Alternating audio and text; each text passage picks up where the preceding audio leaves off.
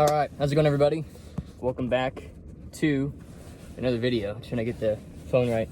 I want to talk about how to get out of slumps. As a business owner, I heard this quote recently. It's like entrepreneurs aren't happy or sad. They're either in momentum or out of momentum. And I really resonate with that because, recently I've been moving. I've been downgrading my lifestyle. This car is a business vehicle. It's my only vehicle. Run it through the business. Use it for primarily business purposes. I'm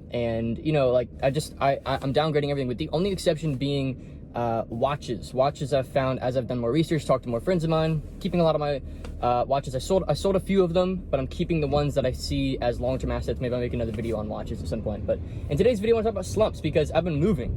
And for those of you who have ever gone through a move, I'm just gonna hold the phone here, I guess. I don't know. For those of you who have ever gone through a move, you know that it's extremely taxing on your mental state, on your energy, and it just requires a lot of you to really, settle everything in and consider all your pieces of furniture, set up new Wi-Fi, new renter's insurance, just all these little things, or home insurance if you're buying a home or whatever. And, this past week has just been so taxing. I feel like I've barely gotten anything done with the business. I feel like I'm kind of leaving the team hanging on a few key projects.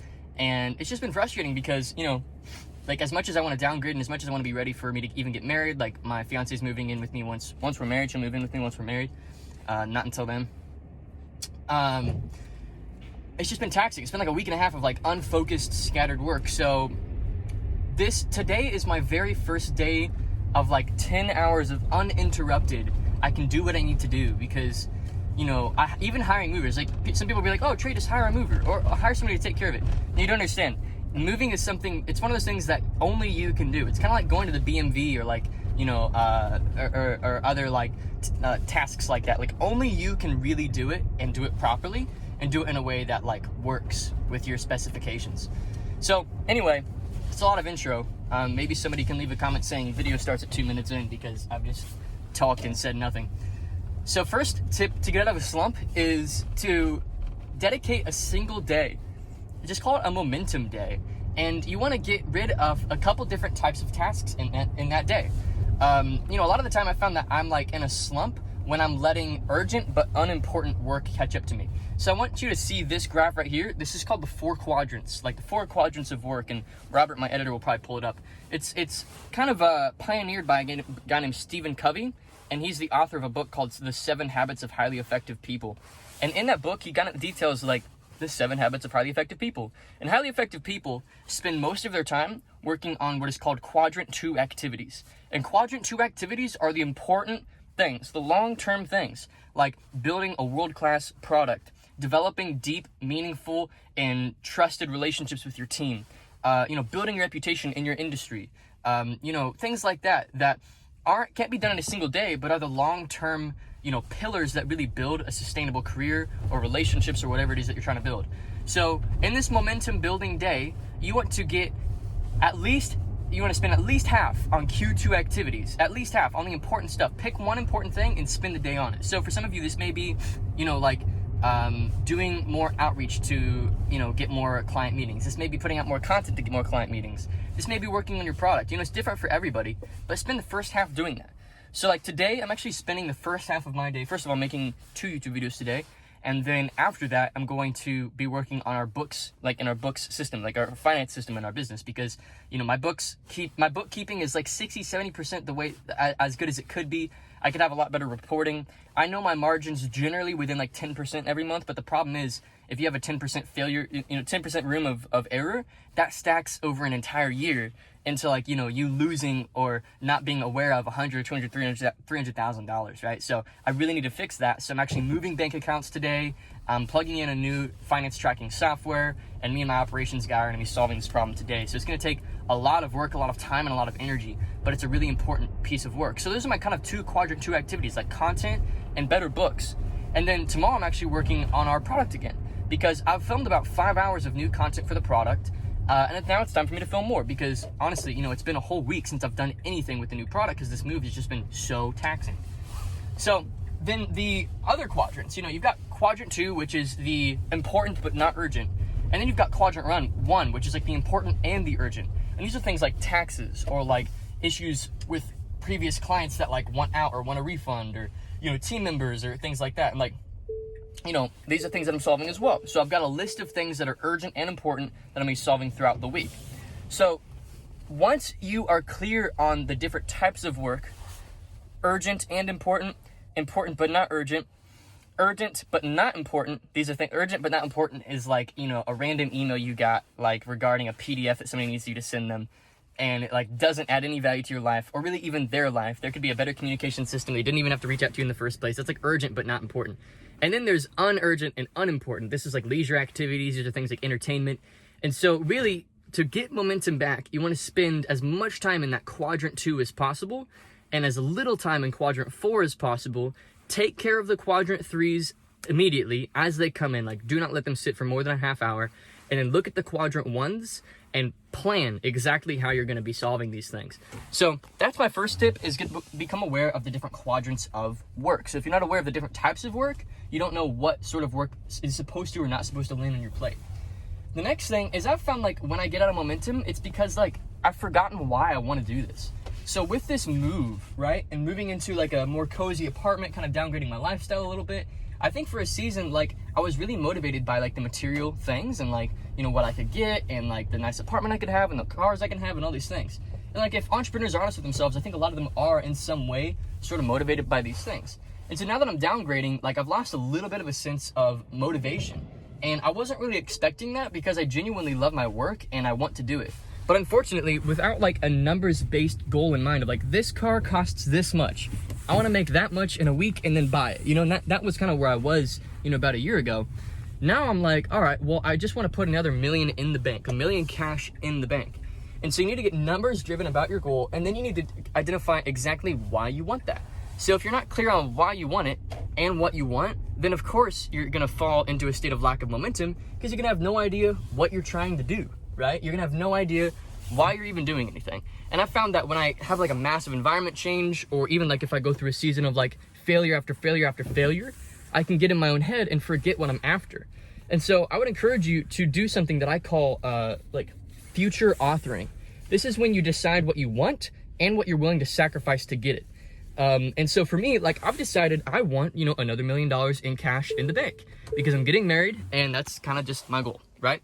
And what I'm willing to sacrifice in order to get it is a sense of comfort and a sense of peace in my daily life. Because to be frank, like I honestly find more peace when I'm doing good work and when things are moving than when I'm just relaxing and enjoying the day and kind of, I put this on my Instagram story. I said, it's hard to enjoy the fruits of your labor when you're eating the seeds and you're eating the fruit. So it's hard to replant, right? When you're eating the fruit. You can't reap a new harvest in the future if you're just eating the fruit from the seeds, from the trees that were bared of the seeds you planted in times past, right? I hope that sentence made sense. And so I've kind of been eating the fruit, enjoying this season. I'm engaged and I'm going to counseling and doing a lot of work internally on myself. And like, I feel like I've built some freedom for myself to do these things. But unfortunately, how, the world works is there's no such thing as stagnancy. You're either moving forward or you're moving backwards. There is no stagnancy. And so I had to get very clear on what I want and why I want it. So I want another $1 million cash because if I don't have another $1 million cash, personally, I won't feel like I've done it. I see a lot of my peers who have 3, 4, 5 million in cash in the bank after tax, and I'm just inspired. I'm in awe by that. And I want that in my 20s because I want to show Lily, who's my fiance, like, look, we've got this. I also want to tell my future kids, what I was able to do. I want to set a standard for my family, my siblings, my friends, my peers, my group, and show them, like, look, when you really pour your heart and soul into a project, you can do whatever you want with it. And I also just want to prove it to myself. Like, it's a very personal journey to achieve these things because, I want to show myself that I can say that I'm going to do something and then just go and do it and just make it kind of that simple. And I feel like I've overcomplicated the process a lot for myself in recent times where, I have this goal and then I'm like, oh, but why do I want it? Oh, do I even need it? And is it worth going after? I have the space. I'm so young. I don't have kids. I don't have these major responsibilities. I can go and do this. And even if you do have if you do have kids and responsibilities and stuff, you still have to decide what you want and what you're willing to sacrifice for it. Inside of our program, the Consulting Blueprint, one of the first things we have you do is we have you future author. It's like 2 hours, this 2 hour long module on how to decide what you want and get after it from a business perspective, right? So I personally want to grow my business to about $200,000 to $250,000 a month with about 50 to 60% profit margins put away at the end of every month exactly what I would owe in taxes based on the profit from that month. So that way, you know, come that quarter, I pay that amount and I don't even think about it. So that taxes are no longer a problem for me. I don't have to think about taxes anymore, because that's been, you know, no pun intended, very taxing on my thinking about taxes. And I also want to put away about 20% of the profit that we bring in on that given month into a whole life insurance policy. So that's basically, you know, a way of storing wealth where it can't be touched, and it's very, very, very long term. You know, this is like the kind of thing where I'll be pulling out when I'm like 60 or 70, because, you know, like I was investing for so long in my 20s. I gotta grab this little charger thing for my Tesla. There's these little converters they need you to buy that allow you to plug in your Tesla. And I needed to grab that because I can't charge my Tesla at the new apartment. So, putting that in. So that's what I want, you know? And then lastly, and probably most importantly, is I want to have work that is extremely meaningful, valuable to other people, and, you know, and genuinely change other people's lives by not just setting an example for them personally, but also serving them directly through our products and services. And for me, that's the most important thing, because if you're selling things that you believe in, and you are doing things for other people that you believe in, and you really, like, honestly, I see this market and I see what everybody's doing, and I see the trends, I see what comes and goes, and I just don't like the way that the market is behaving. I really think everybody's so, I don't know, so shiny object based. It's not very long-term thinking. People aren't really building businesses that last, and I've seen a lot of, like, especially coaching businesses pop up, last about a year, maybe 2 years max, and then go away.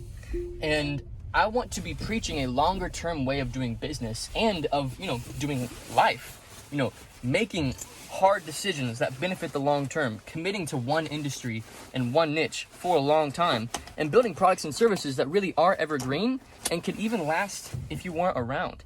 And I just don't see anybody talking about that. So I really believe in those concepts and in doing that for other people. So I feel like I'm on a mission to sell more services, bring more value to people. So the second tip is, again, like I said, reestablish. You know, I don't like entrepreneurs calling it your why because it just feels so shallow, but that's really what it is. It's your why. Reestablish what you want and why you want it. And I've found that, like, the weight of what you want and what you desire and the potential pain of not achieving that and the prospect of failure is such a driver that you almost like lose the luxury. You lose the luxury of stagnancy.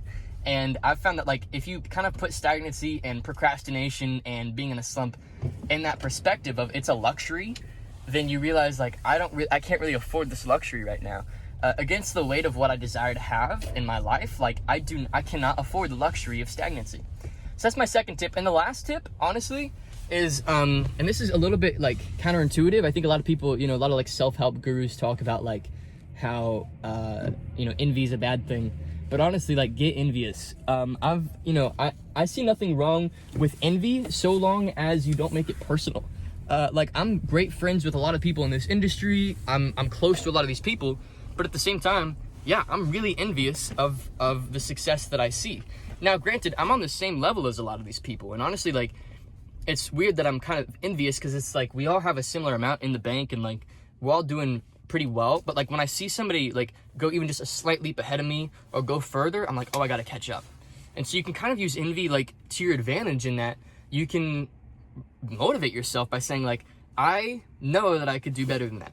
And there's something really healthy about, like, a friendly competition and a sense of, like, wanting to, you know, kind of claim your spot as a king in your little industry. And so these are just 3 ways to kind of get yourself back out of a slump. And, you know, granted, the slump wasn't really self-induced for me. In this case, like, it was literally just environmental, where, like, I was moving and changing a bunch of things about my environment. And, like, I mean, I literally did not have, I probably had the time, but I think mental space and, like, energy, I was completely drained. So, like, even if I had 3 or 4 hours, I just didn't have the energy to do good work because, you know, my surrounding environment was taking so much from me. So hopefully this is helpful. You know, first tip, understand the different quadrants of work and do the quadrant 1 and 2 activities. Get back to the important stuff, and honestly, just let the urgent stuff burn for a sec. It's okay, you can get back to it as soon as possible, but focus on the important stuff, the stuff that gives you energy. The second one is reestablish, you know, what you want, why you want it, and what you're willing to sacrifice in order to get it. Because if you don't do those things, then, well, guess what? You don't have a clear mission and vision. You don't know where you're going, and you're really just kind of driving blind, and you don't, you know, like who do you want piloting the plane that's taking you to New York, you know? The guy who knows exactly how to get to New York and is going straight there without any distractions, or the guy who's like, we'll end up somewhere on the coast, we'll see, you know? And a lot of entrepreneurs and a lot of business owners, they're this way where they're like, oh, I'll end up somewhere on the coast. And no, you won't. Your plane will crash somewhere in the Midwest in some cornfield if you're not clear about exactly where you're trying to fly your plane and exactly where you're trying to land it. And then lastly, get envious and look at other people. Don't compare. There's a difference between comparison and self, like putting yourself down, and envy. I've found envy is like, oh man, if they can do it, I can do it too. And it's almost like inspiration for me, where it's like, I know that I could be doing the same level that they are, and I'm inspired by that. And that's why I've taken so much time and gone so out of my way to establish these relationships with people that are ahead of me or on my same level, because I just look at them and I'm like, I could be doing, you know, the people that are ahead of me, the people that are doing, you know, 5 or 6 million a year, I'm like, I could be doing that. Like, that doesn't seem that hard. And I see how they run things, and I see how they do things, and it's just like, I could do that. It would just take a year or two of sacrifice. And so I think maybe envy could be the wrong word, but I do think there is a genuine, like, selfish sense of, like, I know that I could be doing better than that. So anyway, those are my tips. Hopefully this has been valuable. Hopefully this has been helpful. Yeah, let's get to it.